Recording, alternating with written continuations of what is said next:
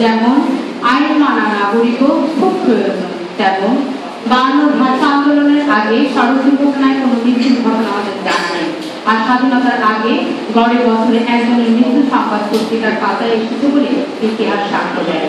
সেই বাংলাদেশের স্বাধীনতা অর্জনের পর জাতির জনক বঙ্গবন্ধু শেখ মুজিবুর রহমানকে সপরিবারে হত্যার পর মাত্র 39 কারণে নির্মম সড়ক দুর্ঘটনার মৃত্যু তো আর কাম্য হতে পারে না।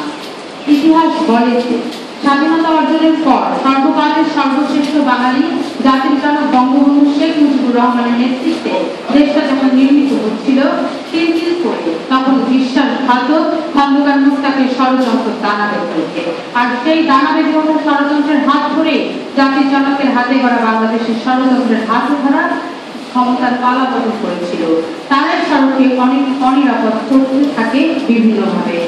এমন একটা ভূমিকা কেন দিলাম? এই কারণে যে জাতির জনক বঙ্গবন্ধু শেখ মুজিবুর রহমান দেশ স্বাধীনতার পর সড়ক পরিবহনকে ঢেলে সাজানোর চেষ্টাই শুধু নয়, আমাদের দেশ সড়ক ও জীবন নিরাপদ করার জন্য নিরন্তর চেষ্টা করেছিলেন।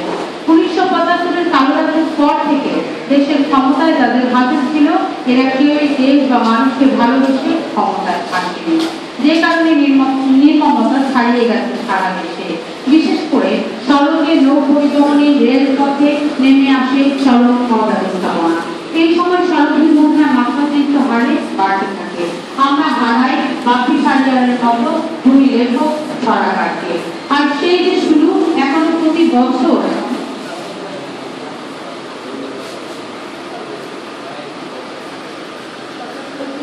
সরকারি তথ্য মতে প্রায় 5760 জন মানুষ সড়ক দুর্ঘটনায় মারা যায়। আর প্রতিদিনের সড়ক মৃত্যুর সংবাদ এখন তৈরি হলেও বেসরকারি তথ্য মতে 10,100 জন মানুষ মারা যায়। আর প্রতিদিন গড়ে মারা যায় 30 জন।